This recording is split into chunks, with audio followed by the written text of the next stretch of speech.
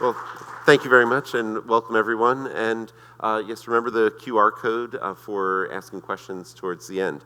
I'm the director of the Utility Vegetation Management Institute at Tulane University Law School. It is, to my knowledge, and I keep begging people to correct me so that I can have someone to collaborate with, but to my knowledge, it is the world's only place where we are studying the intersection between energy and environmental law, and that is occurring where the trees are. And so there are a number of energy justice issues that arise, and that brings up the question of, well, just what is energy justice? And for that, I think we really have to ask, what's justice? And you can see some thoughts of some well-known philosophers, scholars, historians, well-known figures that are going to be popping up behind me.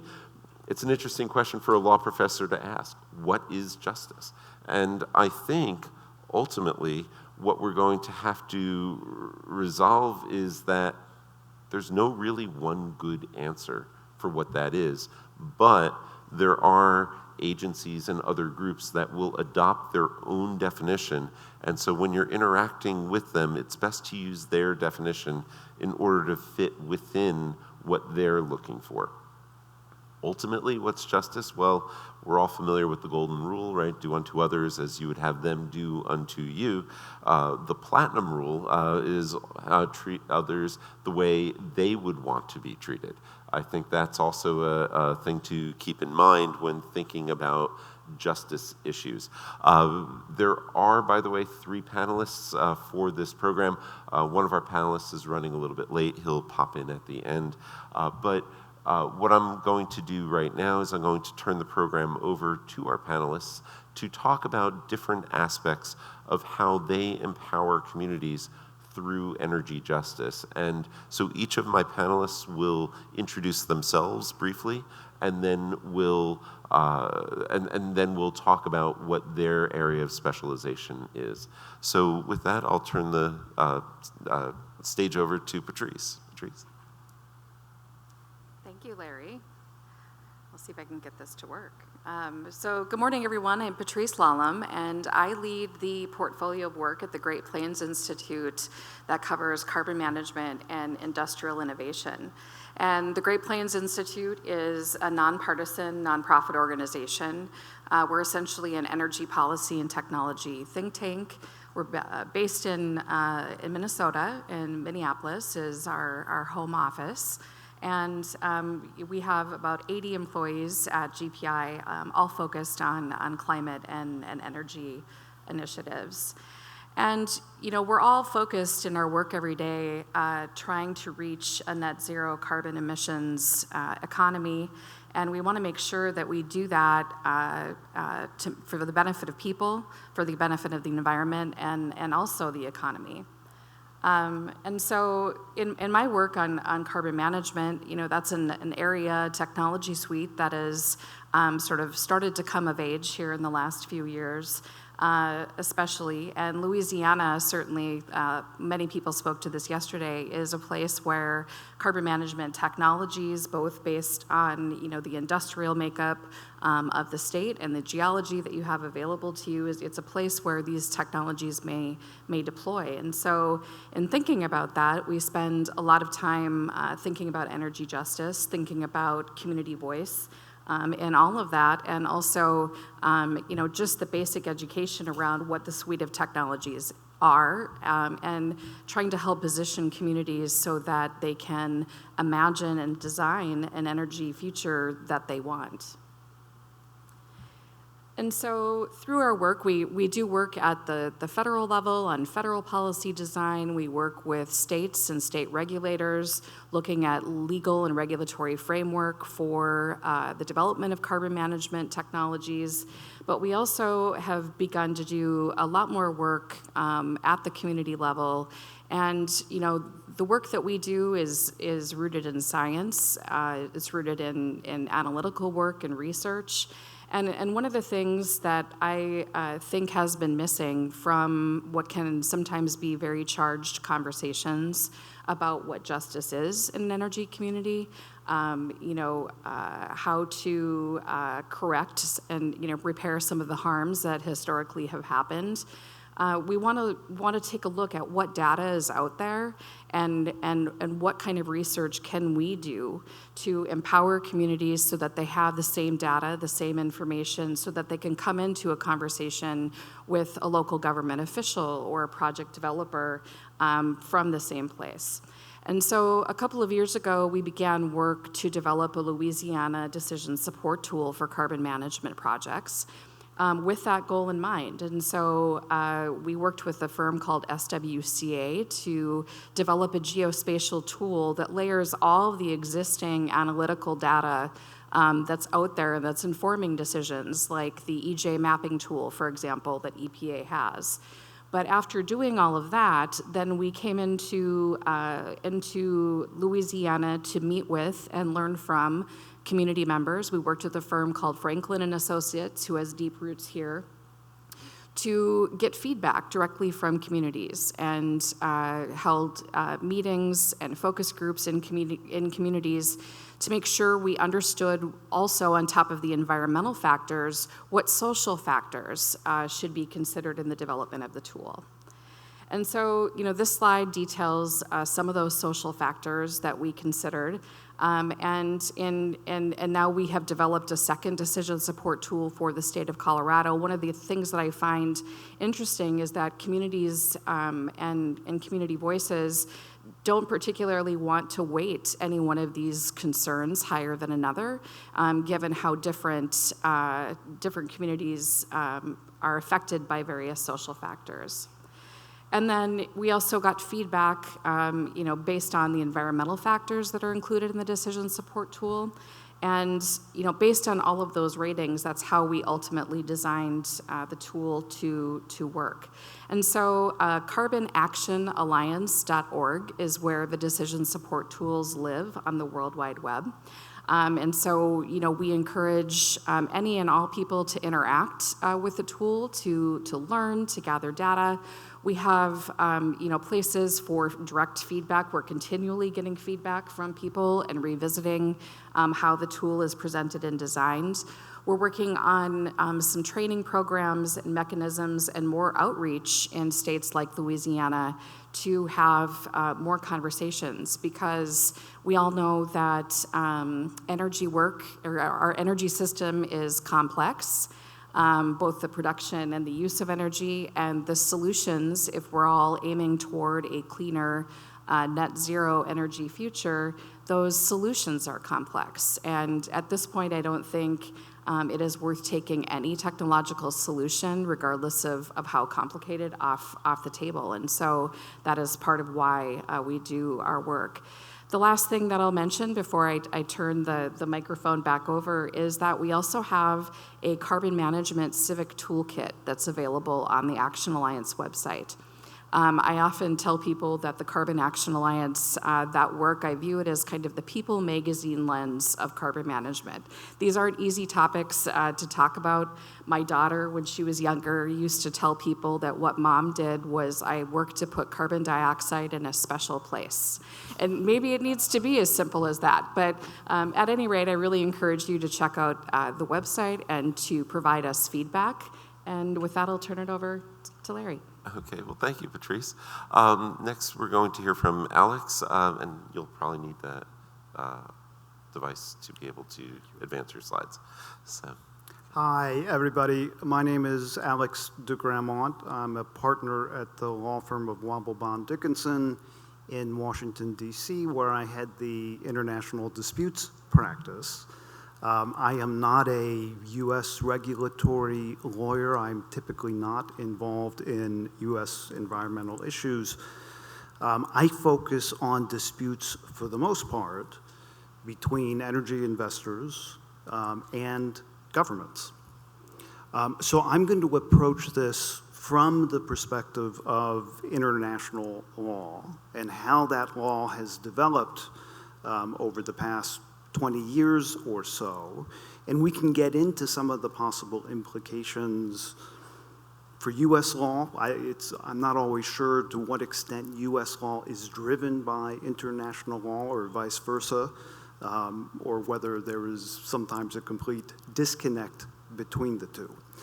But before I begin, let me ask, how many lawyers are in the audience? Okay, just a few. How many people are familiar with the investor-state arbitration system? Okay, very few. Okay, one. Okay, so that's not surprising. Many lawyers, even in my firm, don't understand or are not familiar with the investor-state arbitration system. So going back to 1959 was the first bilateral investment treaty between Pakistan and Germany. There are now over 3,500 treaties that almost no one has heard of. And the treaties are between two states, typically, and they're designed to incentivize an investor, typically from the developed world, to invest in the developing world. So Germany, Pakistan, good example of that.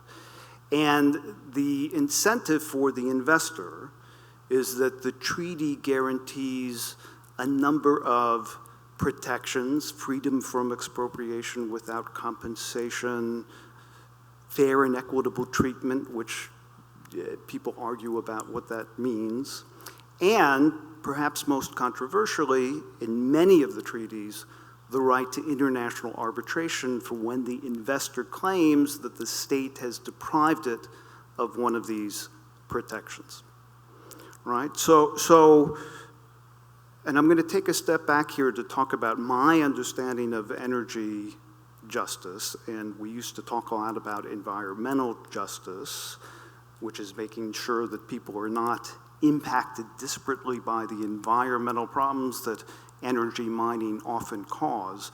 I think energy justice is much broader than that, and it includes getting energy to people who desperately need it, right? I mean, 10%, this is a stunning number, 10% of the population of the world does not have access to electricity. Something like 700 million people. And that's fallen a lot over the last few years.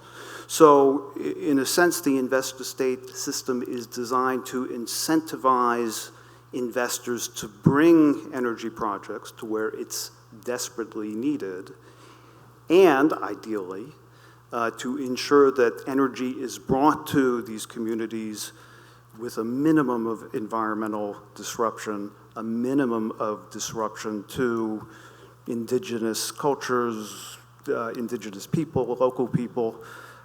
And I will say before I get more into it, it has been a controversial subject matter, because a lot of people say, and I think with reason, that it doesn't always work the way it is supposed to work.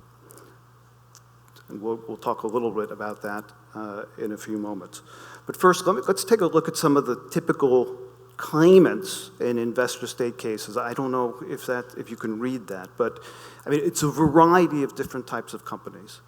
But many, if not most, are energy companies, oil and gas companies, mining companies, extractive industry companies that are in a position to do a lot of harm to the environment if this doesn't work as it's supposed to work. Examples of respondents. You will see that, and this is a small sample, really, you will see that most of the countries are in the developing world, in Asia, Sub-Saharan Africa, Central and Eastern Europe, but there have been a few cases against what we would call developed countries, Canada, the United States, Germany, and so forth. So it has evolved somewhat from a system that was almost entirely lawsuits against developing states to one that includes lawsuits against developed countries. Where are the cases held? It depends on the treaty. A lot of the treaties provide for the Permanent Court of Arbitration in The Hague at the Peace Palace. They can be at the World Bank. They can be at various arbitration centers around the world. I mean, sometimes when I have been at the Peace Palace, the contrast between the rarefied, beautiful environment of that building compared to some of the environmental catastrophes that we're talking about, that contrast can be very, very stark. So there were very few cases in the 70s and 80s. More cases started in the 90s. And then beginning in the 2000s, there was an explosion of cases. I think companies began to realize that they could use these treaties to recover money from states, originally for expropriation, right? The idea was that if you have a resource national estate that comes in and nationalizes the projects, that they have to compensate the companies. It then expanded to things like the revocation of licenses and permits. And a lot of times, the revocations were based on environmental concerns, the concerns of the local communities. And there were, at the outset, there were some very big awards against states for revoking environmental permits, for revoking licenses. And so the concern, I think the very legitimate concern, was that the system was causing regulatory chill, right? That local governments could not change their environmental laws, could not change their mining laws to protect their communities once companies from developed countries had already started their investments. And there was a lot of concern, I think there still is a lot of concern on the part of NGOs, governments, academics. And I should say, by the way, that I've represented both governments and investors, so I understand the concerns on both sides. Now, as you would expect, when there are protests, when there are concerns about a system, either the system goes away or it's reformed. And there have been a number of reforms over the past 10 years or so, and I'll just talk about a few of them. First of all, local communities, in many cases, can now participate in the proceedings as amicus, that is, as friends of the court, right? So they can come in, they can submit briefs, they can present oral argument. Their voices will be heard by the tribunals considering these cases. I think on a more substantive level, environmental protection is now being written into a lot of treaties, right? So this is the Mexico-Switzerland bit. The parties recognize that it is inappropriate to encourage investment by relaxing domestic health, safety, or environmental measures. And some of the language in treaties is stronger. There have been counterclaims by the state. This is relatively new. Parenco v. Ecuador was actually a case where my former firm represented Ecuador. I was involved at the very end of the case in the United States enforcement proceedings. But that was the first case that allowed the state to bring an environmental counterclaim. It was a French oil company that was producing oil in the Amazon, very sensitive environment. Now, the government of Raul Correa came in, very environmental resource nationalist, and imposed a 90% tax rate on all revenues. So it made it very difficult for oil companies to operate there, and so Parenco withdrew, but it had left a lot of environmental damage. So when Parenco sued Ecuador, Ecuador brought a counterclaim for the environmental damage, and this was the first case where a state was successful. And you can see where environmental damage is caused by the investor's activities and such a claim is substantiated, the state is entitled to full reparation in accordance with the requirements of the applicable law. And a lot of the treaties are now being written expressly to allow states to bring counterclaims, which even when I'm representing an investor, I think it's a good thing for all the claims to be resolved in a neutral forum rather than in the courts of either the investor or the respondent state. Customary international law. Right, this is customary international law is typically applied by the International Court of Justice. It evolves over time. It is meant to reflect generally accepted principles of law accepted in most nations, right? So what constitutes customary international law develops over time, and remarkably, or significantly anyway, courts and tribunals have begun to recognize that environmental regulations, environmental protections are part of customary international law. So this was from a case that arose from a dispute between Pakistan and India involving the Indus Waters Treaty, which they share water from some of the tributaries and rivers that are on the border. And environmental issues were raised. And given that environmental principles, environmental law is now a part of the law of most nations, the court said it is incumbent upon this court to interpret and apply the treaty in light of customary principles for the protection of the environment in force. Okay, so let's see a real application of that, which was the Cortec Mining versus Kenya case, and I'll wrap up right after this.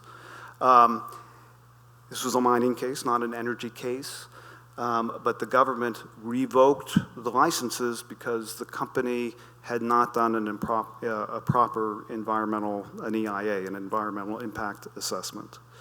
The company sued for damages, and the tribunal said having an EIA is part of Kenyan law, it's part of international law, and if you don't have it, if you haven't done it, you can't bring claims under the treaty. So I think there has, the system is not perfect, the world is not perfect. I will continue to see environmental problems caused by investors. We'll continue to see states expropriate companies without good reason. But I think the system has improved and that there is reason to be hopeful that it will continue to improve and incentivize safe, clean, environmental energy investment. Great. Thank you. Thank you, Alex. And now Ken Ahmann. Ken, if you could do an introduction of yourself and then explain your empowering communities aspect. Sure. Yeah, sorry I'm late. I was sitting in my pajamas on my laptop in my hotel room when Mr. Kahn called and realized that we had my assistant had confusion with the time change. So I'm glad I made it. My Uber driver got tipped very well. My name's Ken, and I'm the COO of Colusa Indian Energy, which is the only tribally owned microgrid developer in the country. I've worked for a small tribe in Northern California as a salaried guy for 20 years. It's called the Cashel-Dihi Band of Wintun Indians of the Colusa Indian community, about an hour north of Sacramento. This is a small tribe. There's less than 50 voting band members. It's the last of the river tribes in California. The tribe itself, the range was from Mount Shasta all the way to just north of Bakersfield. There were hundreds of thousands of tribal members at one point. Now, very, very small tribe for all kinds of terrible reasons, and they have been, tribes didn't really get the last pick of land, they got no pick of land, right? So tribes got stuck out in typically the most rural, desolate areas. And what this means for this tribe and many, many other tribes across the country is that they're often underserved by the IOUs, by the big utility companies. They're the first to lose power, the last to be restored. And this tribe was no exception. So when I showed up in December of 2004, as a contractor, they were experiencing over 50 power outages per year to this reservation, which isn't great business for a casino, obviously. They have a modest gaming facility. And so the tribe then, microgrid's a big buzzword these days in the industry. This tribe decided to invest in it before the term even existed. So 2004 showed up to help build their combined heat and power plant, which was originally designed to power just the casino resort and tribal admin campus. And this was so that they could expand the casino, build a small hotel. The PG&E is the IOU. They are the ones responsible for all of these outages. And they didn't have the capacity to be able to serve the new loads from the resort expansion. And so PG&E offered to take tens of millions of dollars from the tribe to increase their capacity and continue to provide the same poor service. We call PG&E Pacific Greed and Extortion in Northern California. This is a cartoonishly terrible utility company, one that should not exist, one that's burning our cities to the ground and blowing our neighborhoods up and posting $2.25 billion profits in the midst of their second bankruptcy. And so this is the company that we've been negotiating with for the last 20 years. So long story short, we built the cogen plant. I was poached very quickly by the tribe to direct the operations of this thing and have been expanding the operation for the last 2 decades to the point now where we've operated voluntarily off-grid completely, 100%, which I don't recommend to anybody. But we've done it, and we've done it with 0 power outages now in over 12 years, and we're doing it cheaper than the IOU. It's owned and operated 100% by the tribe. I helped the tribe form their own tribal utility authority and have expanded the microgrid to power the casino resort, tribal admin, water treatment plants, medical clinic, all of the tribal members' housing, thousands of acres of agricultural loads. And so fast forward to what we're doing now, we formed Colusa Indian Energy as a for-profit corporation. It's a Section 17 corporation, which means that it's 100% owned by the tribe. So we're all salaried people. There's no brokers, no middlemen, no consultants. Collectively, our team has installed over 2.5 gigawatts of power in 130 plus countries. So what really separates us from virtually everyone else operating in this space in Indian country, other than the fact that we're 100% tribally owned, that we're all salaried people, that 100% of the profits come back into this small native community, is that we also have all of the in-house expertise. So there are 1,000 to 1 consultants versus people who actually build stuff in Indian country. People who will stack up studies and stack up invoices for months or into perpetuity, nothing ever actually gets done. So we want to be different. We act as a firewall between tribes and non-tribal entities in the energy infrastructure space. So that message has resonated quickly. We're officially 14 months old. We're in development with over 60 different tribes, from Alaska to Florida and everywhere in between. There are 574 federally recognized tribes in the country, so we're working with a big chunk of them. We've also been picked up by some non-tribal governments. The Port of Quincy in Washington State, small port town of 9,000 people. They have $7.5 billion in economic development because they're the epicenter of data centers for Washington State. They're out of power. So this isn't just tribes. There's a massive constraint in transmission capacity across this country, which is being exacerbated by the explosion in AI data centers, right? So 3 Mile Island is getting fired back up, and that's because Microsoft really needs, that's how desperate these guys are for power. And so we see an opportunity to be able to steal some of that work and bring it into Indian country. So if you want to build a data center today in San Francisco Bay Area, PG&E will quote 7 to 10 years before they'll give you the 1/4 of a gigawatt or 1/2 a gigawatt or even full gigawatt of power that's needed. And we're building them in 24 months. On-site power generation direct to the data centers, distribution facilities, et cetera. And the developments that we're in now with multiple tribes across the country the revenues that these tribes are going to see, completely passive income as their own tribal utility authority selling directly to the data center company specifically, those revenues are dwarfing what they're seeing in gaming. So there's a lot of expertise, there's a lot of sophistication in Indian country, but the vast majority of it is focused on the gaming industry. There's very little expertise in energy, and we see an opportunity for energy to build bridges between tribes in a way that gaming has traditionally, historically pitted tribes against one another, viewing one another as competitors, and really offering the ability to diversify in a way that tribes haven't, had the opportunity to. And so it's not just data centers. I mean, that's probably the biggest part of our revenue at this point. But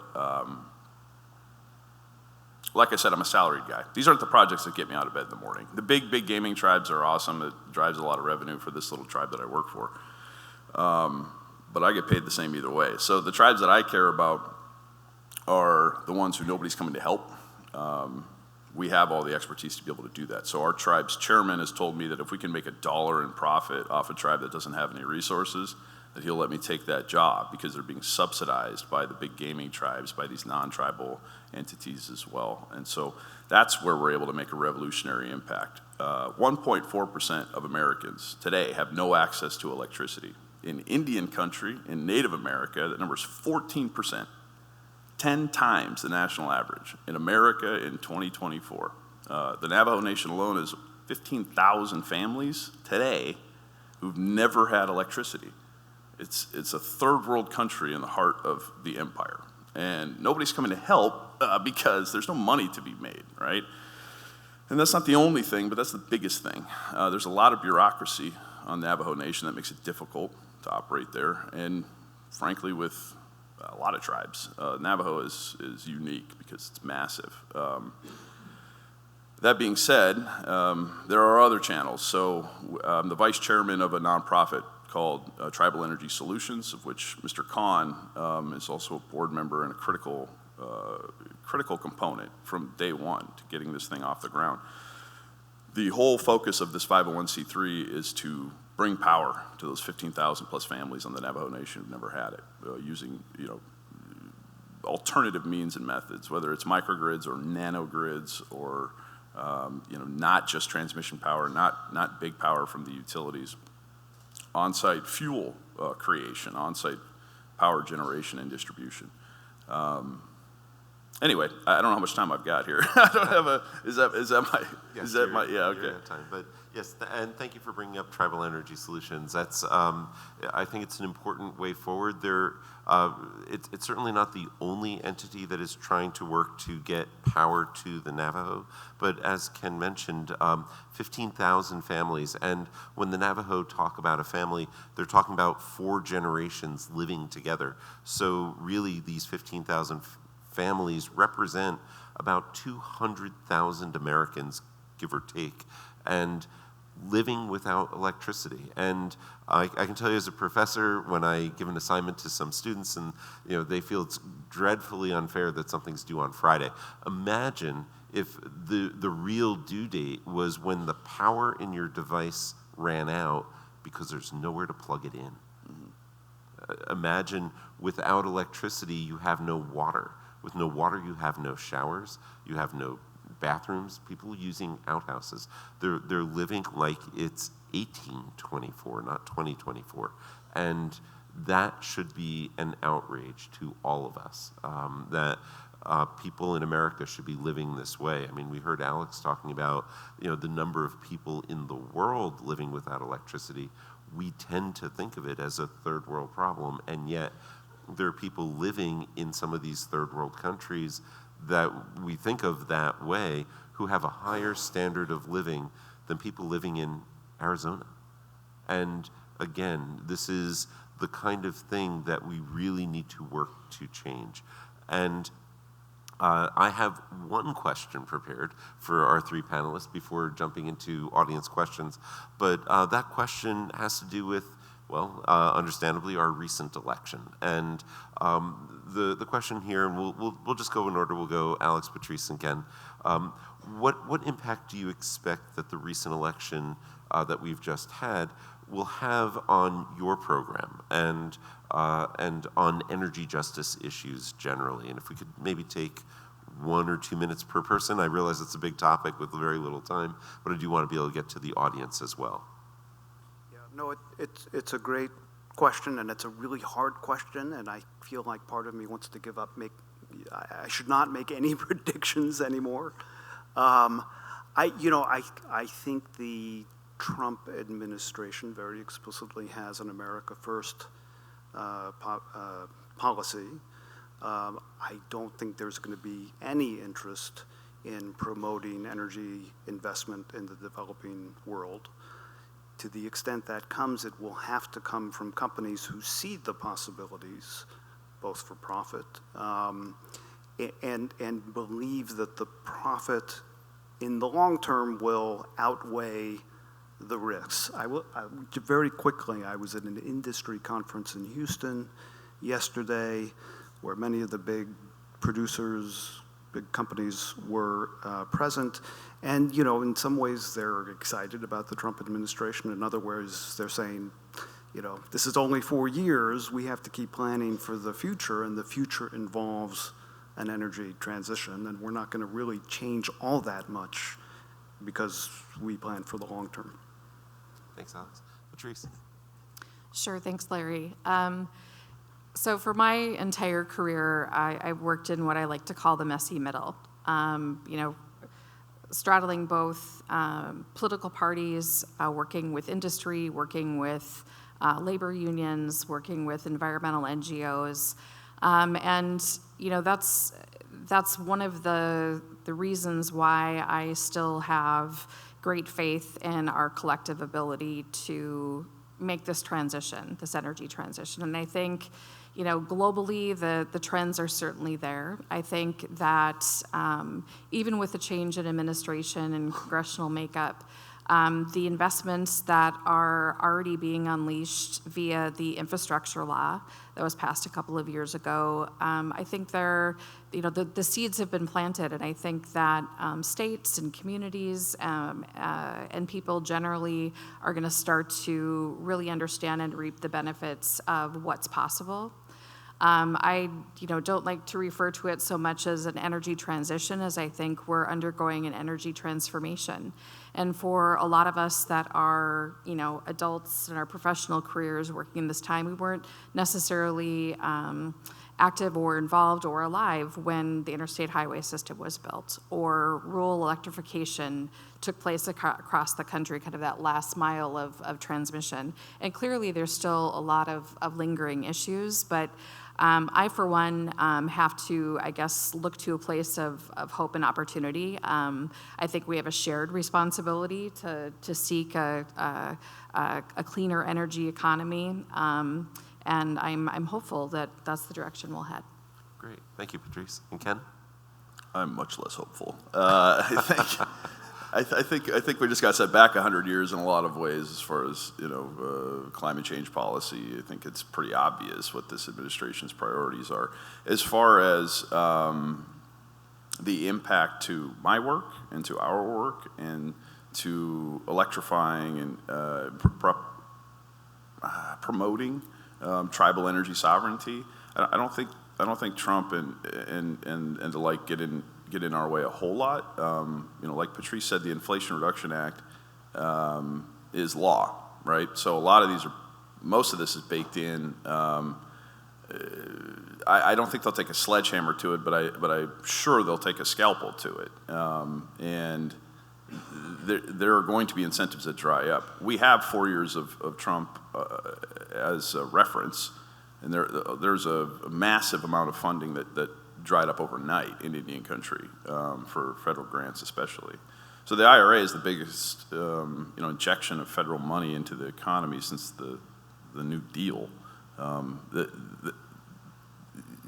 Musk and the Department of Government Efficiency or whatever it is, they're going to go well out of their way to try to eliminate any and all spending that doesn't align with their worldview. And I think preventing climate change is is a big part of that, right? And I think that's going to be a huge target. As far as tribes are concerned, listen, for Colusa Indian Energy, we're fine because we're pretty well diversified, right? A lot of our projects have a natural gas burning component, combined heat and power plants. Ultimately, our goal is to transition those to green hydrogen, but where the money dries up for solar PV and battery energy storage, et cetera, the money's going to pop up for natural gas development for sure. So from a financial standpoint, I'm not too worried about it. As far as the tribes actually getting access to the funding that they need, I'm very worried about it. Okay, thank you. And with that, questions from the audience? How do we bring the issue of energy justice to the front of mind for large profit-driven energy companies that can afford to disregard the problem of inequity in energy? Who would like to take this? I can start. I mean, believe it or not, it is on the forefront of the thinking in many, not all, but many of the companies. And it's not because they're altruistic. It's because they don't want to get sued. They don't want to be involved in lawsuits. They don't want bad publicity.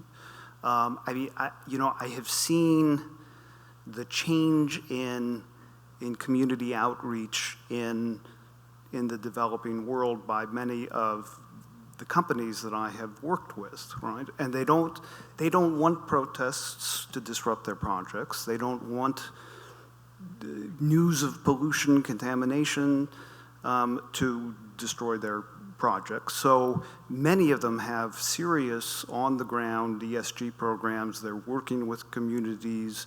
They're trying to fulfill their promises because they know that if they don't, the investments are not going to work out. Now, some people just say it's PR.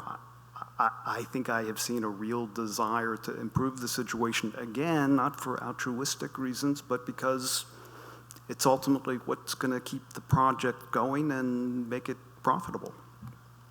Corporations only answer to shareholders, right? So if it improves the bottom line, they'll do it. If it doesn't, they won't. They're eliminating DEI initiatives left and right, all day, every day now. They're emboldened by people like Trump and Musk, et cetera. I think it's going to get worse before it gets any better. I don't mean to be a total doomsdayer here, but I'm not hopeful that corporate America is going to come to the rescue of the most impoverished and those people who need energy justice more than anyone else. I think having companies like ours, not to just turn this into a sales pitch, but I guess I will. There are other companies like ours, not necessarily tribally owned, but and there are a lot of nonprofits operating in this space that really that's where the focus should lie. If you're waiting for corporate America to come fix this problem, you're going to be waiting until you're dead. All right. Patrice, do you have any thoughts you want to add to that? I'll end on a happier, more optimistic note. So I think any corporation or any company that is seeking federal funding through the infrastructure law, for example, community benefits plans or community benefit agreements are something that is now commonplace with what DOE is requiring for receiving federal funds. And I think because of Justice 40 and other efforts in the Biden administration, even if a lot of those efforts are not continued, I think that trend has begun. And I think that a lot of communities and people around this country are going to feel more emboldened and hold corporations and other people accountable as energy transitions. Well, thank you, Patrice. Unfortunately, we don't have time for more questions at the moment, but I would like to point out what you see on the screen right now, and Patrice mentioned Department of Energy. This is what Department of Energy is saying is essentially their unofficial position on energy justice and what it means to the Department of Energy. I was fortunate enough to attend Energy Justice Week at Department of Energy about 5 weeks ago in DC, and this is their position printed here. So for those of you who are appealing to the Department of Energy for money, for approvals, for whatever, you might want to think about what they think energy justice means, and this is it. So I think this is a huge topic. I want to say thank you to all of my panelists for all of your hard work in preparing for this, and thank you all for attending and listening.